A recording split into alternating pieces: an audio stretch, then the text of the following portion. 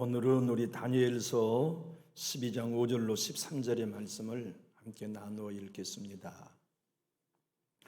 구약성경 다니엘서 12장은 1255면에 있습니다. 다니엘서 12장 5절로 13절의 말씀을 함께 나누어 읽겠습니다.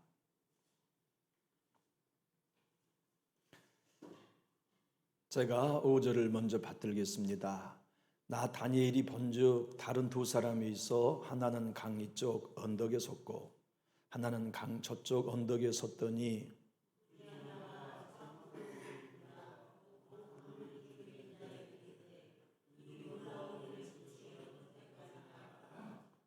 내가 들은즉 그 세마포 옷을 입고 강물 위쪽에 있는 자가 자기의 좌우 손을 들어 하늘을 향하여 영원히 살아계신 넌 이를 가리켜 맹세하여 이르되 반드시 한때 두때 반때를 지나서 성도의 권세가 다 깨지기까지이니 그렇게 되면 이 모든 일이 다 끝나리라 하더라.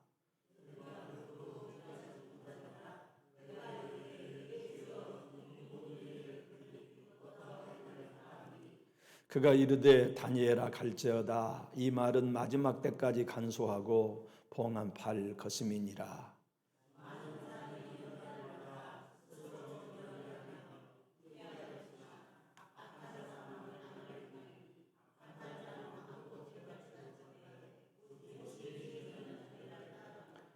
매일 드리는 제사를 폐하며 멸망하게 할 가정한 것을 세울 때부터 1290일을 지낼 것이요 1300일까지 이르는 그 사람은 너는 가서 마지막을 기다리라. 이는 내가 평안히 쉬다가 끝날에는 내 몫을 누릴 것임이니라. 아멘. 여러분과 다니엘서를 함께 묵상하고 나눈 시간이 행복했습니다. 하나님의 사람 다니엘을 만나는 것도 행복했고 고난 중에서도 뜻을 정해서 하나님 앞에 더럽히지 않기 위해 결단한 다니엘을 보면서도 도전을 많이 보았어요. 하나님의 뜻을 알고 싶고 성경을 읽다가 조상의 죄를 깨달아 대신 회개한 다니엘을 통해 회개의 중요성도 배우게 됐어요. 무엇보다도 하나님의 음성을 들으면 알 수 없다는 것, 주님이 보여주시는 환상은 주님이 설명해 주시면 알 수 없다는 것, 주님께서 어느 것 하나도 설명해 주지 않으면 다니엘 같은 사람도 몰랐다면 우리도 성령의 계시가 아니면 아무것도 깨달을 수 없어요. 성경이 글이지만 성경 속에 있는 하나님의 음성은 성령이 우리에게 귀를 열어주셔야, 마음을 열어주셔야 들을 수 있다는 계시도 배우게 됐어요. 참 저는 다니엘서를 통해 위로도 많이 받았는데 여러분은 어떠셨나요? 오늘 우리는 다니엘서의 마지막 시간에 아버지의 귀한 음성을 듣게 돼요. 우리는 다 읽고 알고 있는 것처럼 본문은 다니엘서의 결론이에요. 다니엘에게 준 모든 환상의 결론이에요. 그것만이 아닙니다. 성경의 결론이에요. 그래서 성경의 끝이 뭐냐면 예수 다시 오신다. 예수 다시 오셔서 믿는 성도들에게 당신의 나라를 주신다는 게 우리가 믿는 끝 아닙니까? 내 주님이 다시 오셔서 우리가 충성한 대로 일한 대로 갚아주실 걸 믿기에 우리 오늘까지 예수 따르고 있지 않나요? 오늘 다니엘을 통하여 오늘 또 승리하는 비결은 이거다. 내일 또 승리하는 비결은 이거란다. 끝까지 승리하는 성도의 비결은 바로 이거라고 하는 성경의 결론을 여러분에게와 저에게 주고 계세요. 그렇다면 하나님께서 오늘 성경의 결론, 다니엘서의 결론을 우리에게 뭐라고 주고 계실까요? 그것은 간단합니다. 고난받으면 깨져라 입니다. 고난이 오고들랑 깨져서 회개하는 자가 되라 하시는 말씀을 주님이 우리에게 들려주고 계시지요. 우리 12장 10절을 한번 화면을 보고 큰 소리로 읽어보실까요? 많은 사람이 연단을 받아 스스로 정결하게 하며 희귀할 것이나 악한 사람은 악을 행하리니 악한 자는 아무것도 깨닫지 못하되 오직 지혜 있는 자는 깨달으리라. 여러분 오늘 본문의 배경을 가만히 보면 다니엘서 10장 4절로부터 10장으로부터 12장이 하나의 덩어리거든요. 근데 이 환상을 어디서 보았냐면 히데겔 강에서 보았어요. 근데 넓은 강 양쪽에 뚝이 있는 거예요. 근데 저쪽에도 사람 한 사람이 서 있고 저쪽 뚝에도 사람 한 사람이 서 있는데 놀랍게도 강 위에 세마포 입을 옷을 입은 분이 둥둥 공중에 떠 있는 거예요. 야, 신기하다. 어떻게 사람이 물 위에 둥둥 떠 있지? 물에 빠지지 않는 거 예수님이 오신 거예요. 사람의 몸을 입고 성육신 인카네이션 하기 전에 하나님이신 그분의 모습 그대로 강 위에 오신 거예요. 지금껏 다니엘이 본 70일의 인류의 역사의 섭리, 모든 역사가 끝나는 70일 중에 마지막 한때, 두때, 반때, 3년 6개월의 대환란 적그리스도가 교회를 핍박하고 믿는 자들을 모두 시험과 연단 속에 끌어내릴 때, 그때가 언제인가 궁금해서 천사 하나가 오른쪽 강둑에서 물 위에 떠 있는 인자 예수님께 질문합니다. 그 3년 반의 때가 언제 옵니까? 그러니까 우리 예수님이 다니엘에게 대답하세요. 다니엘도 궁금했거든요. 그때가 언제 옵니까? 질문하니까 우리 주님이 다니엘에게 하신 결론이 그것입니다. 다니엘아, 마지막에 될 일을 하려고 하지 마. 그 일은 하나님이 숨겨놓으시고 마지막까지 봉합해 두셨다. 그때가 언제 올 것인가 너는 고민하지 말고 너의 길을 가라. 너는 너의 사명을 감당하면 그뿐이야. 주님도 오늘 우리에게 말씀하세요. 내 주님 언제 오실래요? 먼 하늘 이상한 구름만 떠도 내 주님 행해 나오시는 걸 기대해요.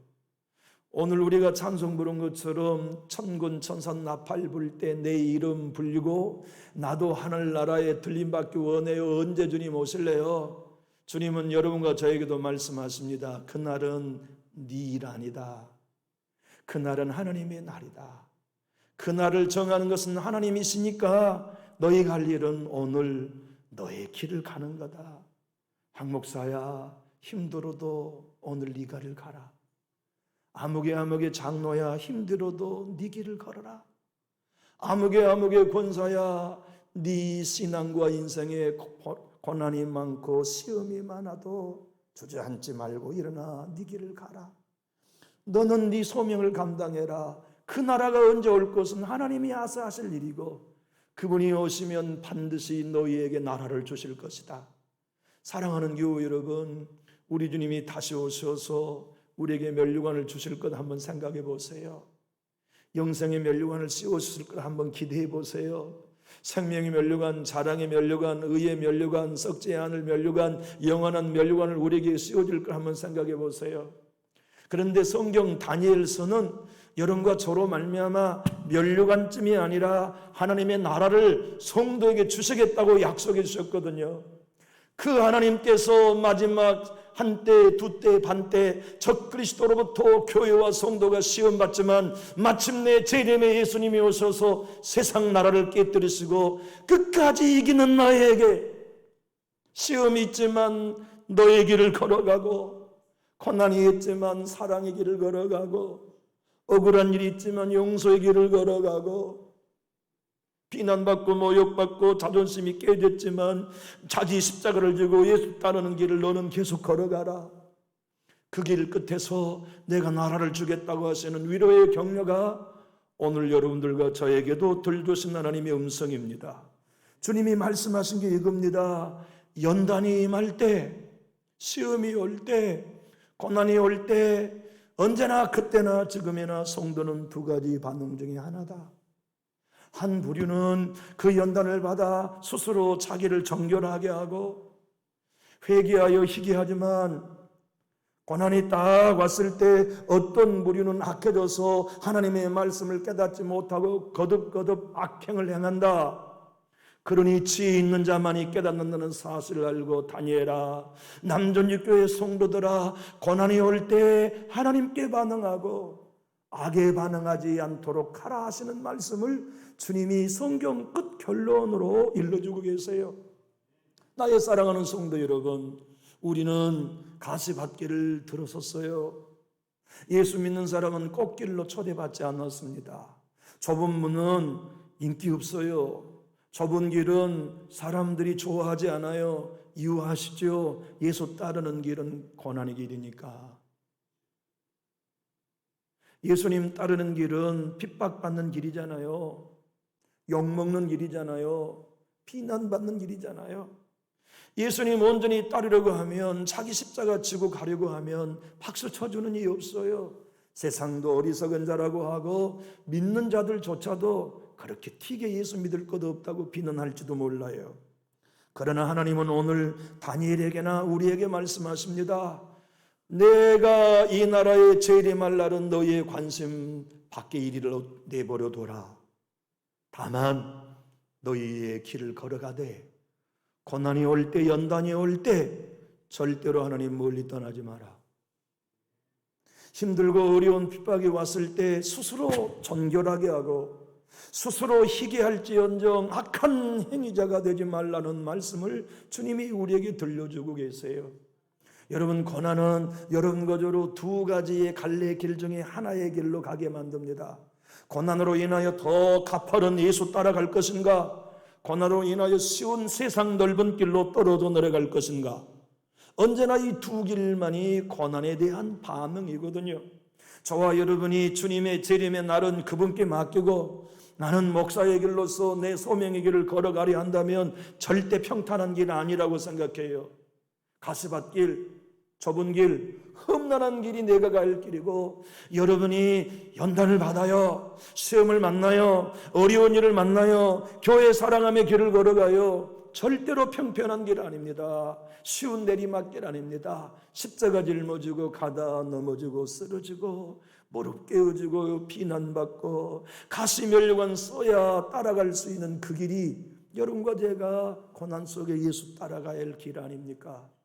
그런데 여러분, 오늘 이 본문은 참 이해하기 어려운 말씀으로 성경 결론을 내리세요. 자, 우리가 한번 성경을 보면 먼저 베드로전서 5장 10절을 한번 읽어보실까요?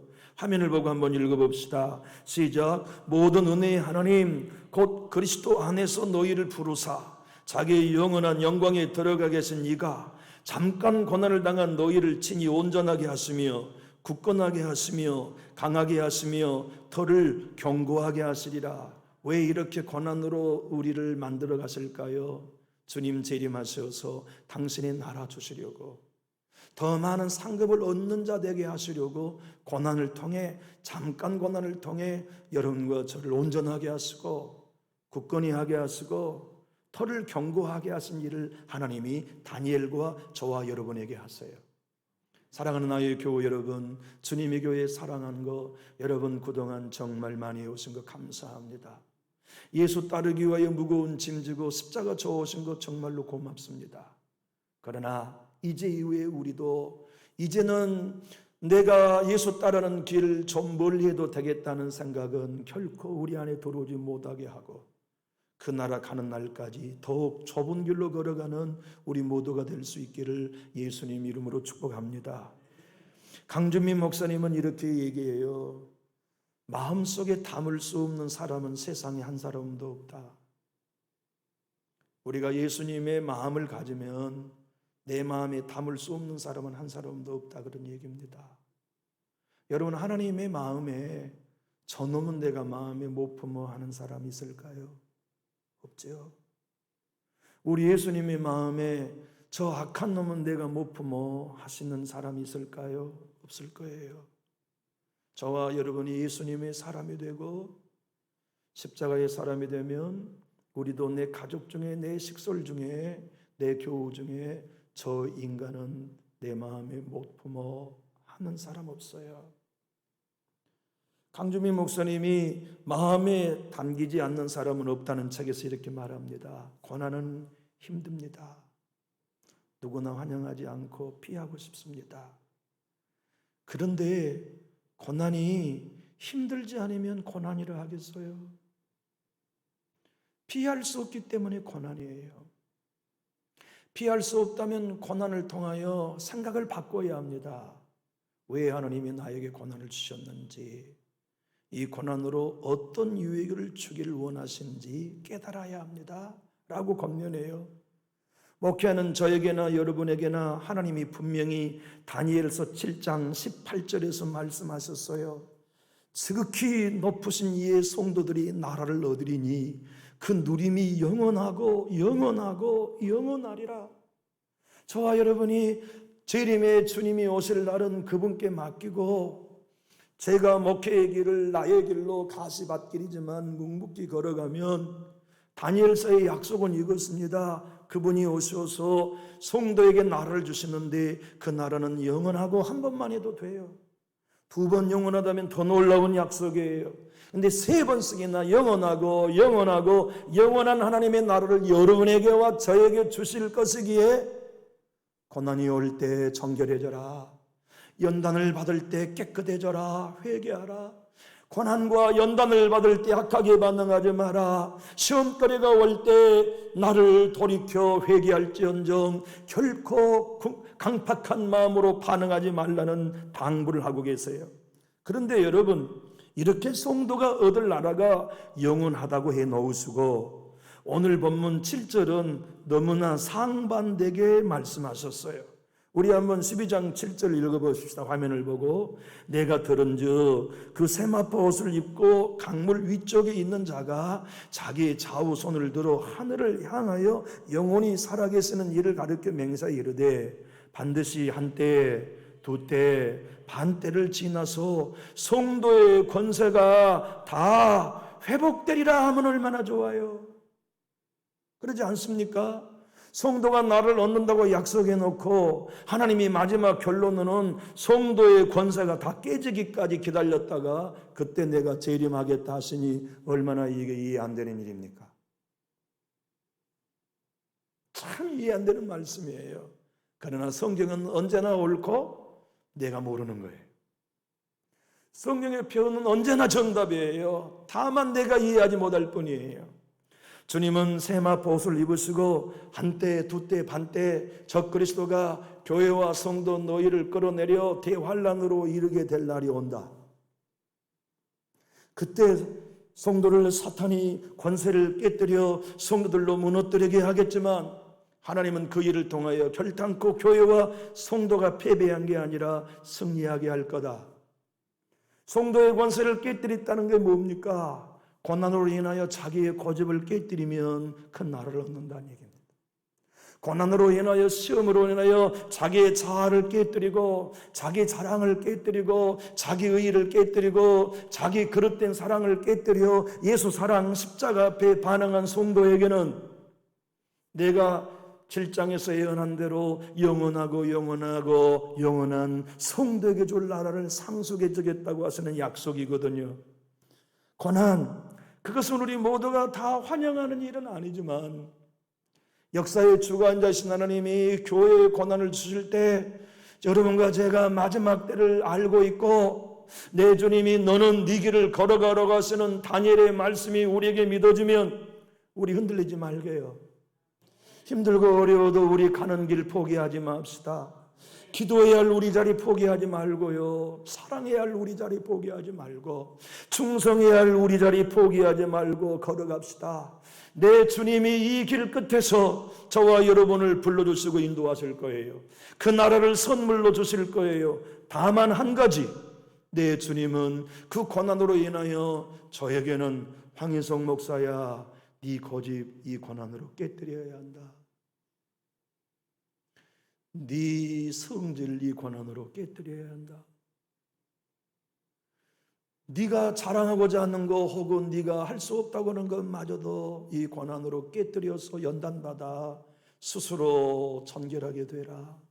그것이 십자가 짊어지고 재림의 주님을 배우기 위해 자기의 길을 걸어가야 할 여러분이 고난에 대한 태도라는 것을 말씀하세요. 얼마나 많은 사람들이 어려움을 만날 때 내 길을 포기하는 경우가 많습니까? 내 자존심이 상함으로 인하여, 억울함으로 인하여, 비난으로 인하여, 모욕으로 인하여 걸어가야 할 목적길을 접어버리고 걸어가야 할 성도의 길을 포기하고 걸어가야 할 십자가의 길을 내팽개쳐 버리는 경우들이 많이 있나요? 성경의 결론으로 내가 다시 온다. 한때, 두때, 반때, 3년 6개월의 고난을 통과하는데 그 위에는 내가 성도를 그 고난으로 깨뜨린다. 그러면 너희는 낮아지고 겸손해져서 고난으로 인하여 순종을 배우고, 고난으로 인하여 자기 부인을 배우고, 고난으로 인하여 십자가의 비밀을 깨닫고, 고난으로 인하여 내장은 하나도 없이 다 깨어져서 가루가 되게 해라. 그리고 말끝마다 예수님이 하셨습니다. 하나님이 나를 여기까지 인도하셨습니다. 내 가정은 하나님의 은혜요, 나의 나된 것은 하나님의 은혜라고 말해라. 성도의 권세가 깨져서 예수의 권세만 남아야 한다. 성령의 권세만 남아야 한다. 네 권세 깨져서 하나님의 말씀의 권세만이 남아야 된다. 네 자랑 깨져서 예수의 자랑만 남아야 한다. 그래서 다윗은 시편 119편 71절에 고난 당한 것이 내게 유익이라. 왜 그랬을까요? 이로 말미암아 내가 주의 율례들을 배우게 되었기에. 내 주님을 향하여 사도 바울은 히브리서 5장 8절로 9절에 이렇게 말씀하셨어요. 그가 아들이시면서도 하나님의 아들이면서도 받으신 고난으로 순종을 배워서 온전하게 되셨은즉 자기에게 순종하는 남존육교의 모든 성도에게 영원한 구원의 근원이 되시고, 우리 예수님은 고난 안 받으셔도 됩니다. 그런데 우리 예수님조차도 고난으로 순종을 배워서 온전하게 되셨다면 죄인인 우리가 의인되어 저 천국문 앞에 갈 때까지 얼마나 매일매일 순종을 더 배워야겠나요? 그런데 순종은 언제나 고난으로만 배울 수 있습니다. 좋은 일, 마치 로또 복권이 뻥뻥 터져가지고 생각지 않는 좋은 일들이 터져가지고 순종을 배우는 사람은 없어요. 도무지 내 자존심이 허락되지 않는 속상함 앞에서 그래, 내가 여기서 나를 내려놓아야지 고백할 때 우리는 순종을 배우잖아요. 그때 우리 자신을 내려놓고 예수님 따르기로 결단할 때에만 우리는 이게 순종이구나. 순종은 언제나 어렵구나. 순종은 언제나 내 생명의 가치를 깨뜨려야, 내 가치를 깨뜨려야, 성도의 권세를 깨뜨려야만 순종할 수 있구나를 우리는 그때 배워요. 주님은 여러분과 저에게 이렇게 말씀하십니다. 나는 깨어줌으로 이 땅에 왔다. 내가 하늘 보좌를 버리고 말 구해옴이 내 영광이었겠냐? 내가 깨어지지 않으면 못 왔다. 내가 온 우주를 지은 창조주다. 그런 내가 여인의 뱃속에 오는 수치를 당함은 깨어지지 않으면 불가능한 일이었다. 나는 온 우주를 지은 주인으로 부자다. 그런데 내가 나사렛 사람 목수가 된 가난함이 깨지지 않고 되었겠냐? 내가 귀신 들린, 군대 귀신 들린 청년 안에 있는 귀신을 내어 쫓을 때 사람들은 나보고 귀신의 왕의 힘을 빌려 귀신을 내어 쫓는다고 비난할 때 내가 나를 깨뜨리지 않으면 참을 수 있었겠냐? 나의 대제사장의 종이 뺨을 때릴 때 내가 내 자아를 깨뜨리지 않으면 어찌 내가 도살장에 끌려간 양처럼 침묵할 수 있었겠냐? 골고다 언덕으로 오를 때 내 등을 로마의 군병이 채찍으로 때려 살갗을 찢어 놓을 때 내가 나를 깨뜨리지 않으면 어찌 묵묵히 내 십자가를 질 수 있었겠냐? 로마 군인이 나를 부끄럽게 만들기 위해 옷을 벗길 때 내가 나를 깨뜨리지 않으면 어찌 가만히 있을 수 있었겠냐? 내 머리에 가시로 만든 면류관을 뒤집어 씌울 때 가시가 머리를 파고 들어와 통증이 내 뼈 마디마를 짓눌렀다. 그때 내가 나를 깨뜨리지 않고 어떻게 감내할 수 있었겠냐? 내 양손에 못을 박을 때 내가 깨졌다. 내가 십자가에서 내 옆구리를 창에 찔릴 때 내가 깨졌다. 철저히 내가 깨져서 마지막까지 나를 부인했기에 십자가 질 수 있었다. 사랑하는 나를 따르는 제자들아, 남존육교의 성도들아, 깨어지지 않으면 나 못 따라온다. 나 사랑하면 깨져야 한다. 내 제자 되려면, 자기 십자가 되려면 깨져야 날 따라올 수 있다. 그래서 주님은 여러분과 저에게도 이렇게 마태복음 16장 24절에 말씀하세요.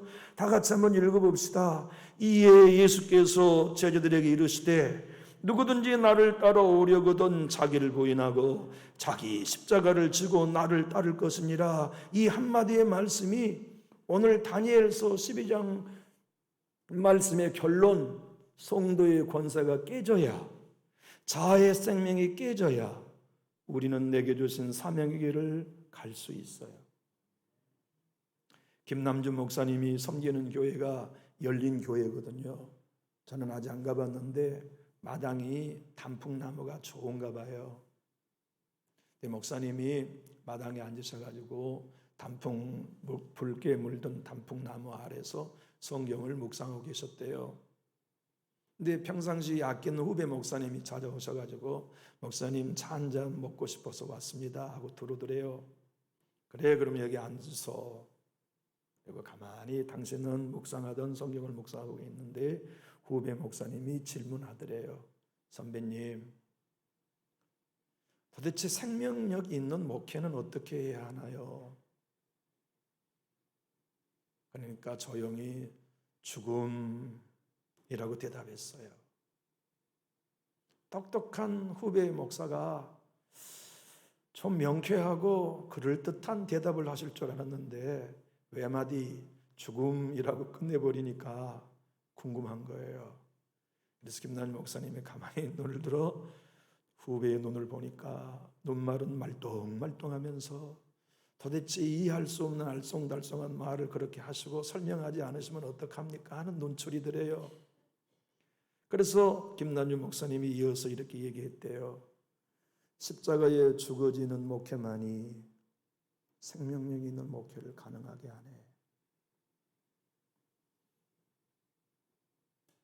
나는 목회하면서 내 교회 1000명의 성도를 돌보는 목회보다 더 훨씬 힘든 사람이 있네.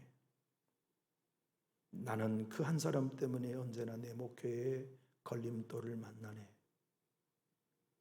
그 한 사람은 1000명의 성도보다 완고하고 고집스럽고 악하지.